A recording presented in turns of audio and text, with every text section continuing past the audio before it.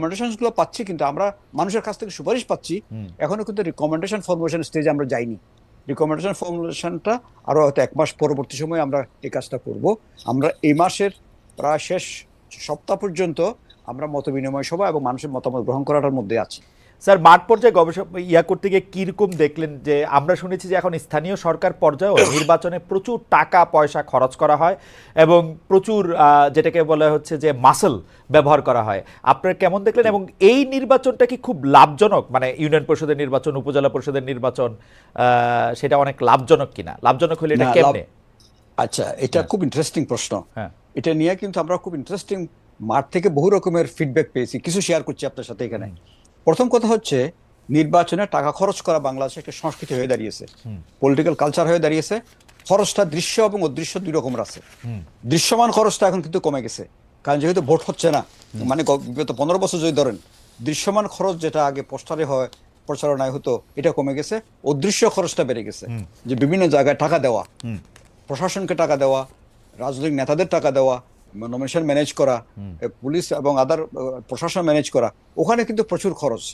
তারপর হচ্ছে কিছু ক্যান্ডিডেট বসিয়ে দেওয়া, প্রতিদ্বন্দ্বিতাবিহীন করা, এখানে অদৃশ্য খরচ অনেক অনেক অনেক বেশি। আচ্ছা, এগুলো করে নির্বাচিত হচ্ছে।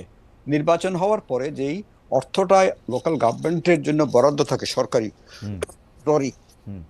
সেই টাকাটা কিন্তু তার যা খরচ হচ্ছে সেই তুলনায় কিন্তু টাকাটা খুব কম।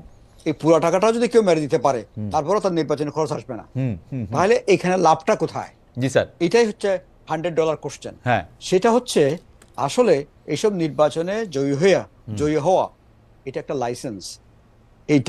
এইটাকে একটা লাইসেন্স হিসেবে নিয়ে তারা অনেক রকমের কাজ করে, যেটা লোকাল গভর্নমেন্টের কাজ না। তারা বিভিন্ন বালুমহল, জলমহল থেকে আরম্ভ করে, কন্ট্রাক্ট থেকে আরম্ভ করে অনেক কাজের মধ্যে করে অর্থ আয় করে, এবং এখানে চাঁদাবাজিও থাকতে পারে, বিভিন্ন রকমের কিছু। সুতরাং এটা লাভজনক হচ্ছে একটা পেশা, পলিটিক্যাল রাজনৈতিক পেশা হিসেবে, রাজনীতি পেশা হিসেবে এই লাইসেন্সটা থাকলে তার জন্য অনেক বেশি সহজ হয়। এই লাইসেন্সটা না থাকলে তার পক্ষে কিন্তু এটা কিছুটা ডিফিকাল্ট হয়। কিন্তু স্যার, আপনি তো কোনো সংস্কার কইরা এইটা আপনি বন্ধ করতে পারবেন না, কারণ আপনি একদম পরিষ্কার বললেন, এ যদি 2 লাখ টাকা বা 2 কোটি টাকা খরচ করে নির্বাচনে আসে, এর বরাদ্দই তত নাই যে 2 লাখ বা 2 কোটি টাকা তুলে নিতে পারে। তারপরে সে মাস্তানি করার জন্য, বালুমহল, জলমহল এগুলি দখল করার জন্য সে এগুলি করে, এবং এই সার্টিফিকেটটা, এই লাইসেন্সটা সে কাজে লাগায়। এখন যদি রাজনৈতিক দলগুলি সংস্কার না করে, এটা তো চলতেই থাকবে। আপনি স্যার সংস্কার করে এটা কেমনে বন্ধ করবেন? মানে উপায়টা কি? না না, এখানে লোকাল গভর্নমেন্টের ভিতরে আরো অনেকগুলো জিনিস আছে সংস্কারের। রাজনৈতিক সংস্কার যেটা, সেটা রাজনৈতিক দল সমাজকে সার্বিকভাবে করতে হবে, সমাজের এই সংস্কৃতির পরিবর্তন এটা করতে হবে। এখন এই যে বিরাট একটা পরিবর্তন দেশে হলো, তারপরে যদি আমাদের শিক্ষা না হয়, তারপরে তাহলে তো কিছু করার নেই জাতিকে। কারণ এখন তো শিক্ষা হওয়া উচিত যে এগুলো করে কোনো লাভ হয় না, এত রকম করে মেকানিজম করে কোনো লাভ হয় না, শেষ পর্যন্ত দেশ ছাড়তে হয়। যা ইনকাম করেছিল সেটা তো থাকেই না, দেশের ছাড়তে হয়, দেশে আসতে পারে না। সুতরাং এখন পর্যন্ত শিক্ষা না হয়, আমাদের সংস্কৃতি যদি আমরা পরিবর্তন না করি, তাহলে তো এই দেশকে কিভাবে কে ঠিক করবে আমাকে বুঝান। না স্যার, শিক্ষা কি কেউ নেয় স্যার? শিক্ষা নেওয়ার ঘটনা থাকলে তো মানুষ এরকমই হইতো না। না, শিক্ষা নেওয়ার ঘটনা শুধু অটোমেটিক না, এখন কিন্তু মানুষ বোধহয় ছেড়ে দেবে বলে মনে হয় না। ভবিষ্যতে যে কোনো নেতাকে যদি তার সীমা অতিক্রম করে, তাহলে কিন্তু এখানে মানুষের মধ্যে যে জাগরণটা, অভূতপূর্ব জাগরণ জেগেছে, যুব সমাজ যেভাবে সচেতন হয়েছে, এখানে কিন্তু কিছুটা কি বলে, তাদেরকে কিন্তু কিছুটা সমঝে চলতে হবে।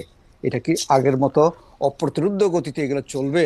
এটা বোধহয় হবে না, এটা সামনে খুব ডিফিকাল্ট হবে। এই সচেতনতার কথাটা যদি আমি আবার একটু জনাব আলিমা মজুমদারের কাছে যাই, যে স্যার আপনি কি দেখেন যে খুব সচেতন হয়েছে এখনকার লোকজন?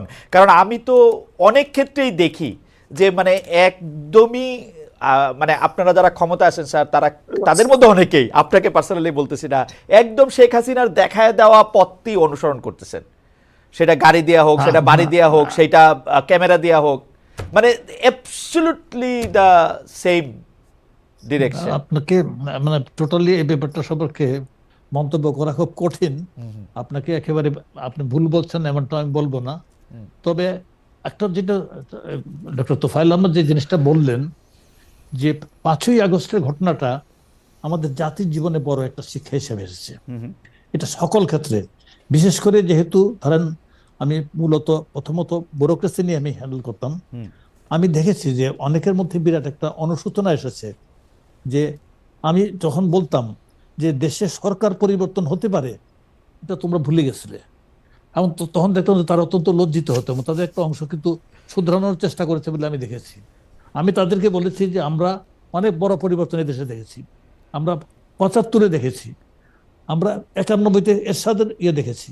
তো তখন তো এরকম ভাবে প্রশাসন যন্ত্র অচল হয়ে পড়ে নাই, এভাবে পুলিশ থানা ছাড়া চলে আসে নাই। তো এই জিনিসগুলিটা হলো কেন এবার? যেহেতু দল এবং প্রশাসন রাষ্ট্রযন্ত্র একাকার হয়ে গিয়েছিল রাজনৈতিক দলীয় সরকারের সাথে, এই জন্য ব্যাপারটা ঘটেছিল। এবং এটা যে যে প্রফেসর তোফায়েল আহমদের সাথে আমি একমত যে এইবার থেকে অন্তত কিছুটা হলেও শিক্ষা গ্রহণ করবে, অ্যাজ ওয়েল এজ একটা ফাংশনাল ডেমোক্রেসির যদি আমরা কোনোভাবে আমরা করতে পারি। ধর দফায় দফায় যদি ইলেকশন হয়, যে জিনিসটার ডিমান্ডটা প্রচন্ড পরিমাণ আছে এবং কোর্টের আদেশের মাধ্যমে জিনিসটা অনেকাংশে আসছে রিগার্ডিং কেয়ারটেকার গভর্নমেন্ট, এটা যদি আসে তাহলে কিন্তু 5 বছর পরে ইলেকশন যদি হয়, পরে যদি ইলেকশন হয়, আমরা যদি একটা ইলেকট্রাল সিস্টেমটা যেটা ভেঙে পড়েছিল এটাকে যদি আমরা দাঁড় করাতে পারি, তাহলে কিছুটা পরিবর্তন এখানে আসবে। স্যার এটা নিয়ে একটা প্রশ্ন আপনাকে করি স্যার, যে জনপ্রশাসন সংস্কার উদ্যোগ একটা হইতেছে, আপনি বলতেছেন যে আমরা আসলে এরকম আমলাতন্ত্র কখনো দেখি নাই। আপনি এটা খুবই নাইসলি বললেন যে আমলারা মানে হয়তো ভুলে গেছিলেন যে এই সরকারটা পরিবর্তন হইতে পারে। তো এইটা তো যখন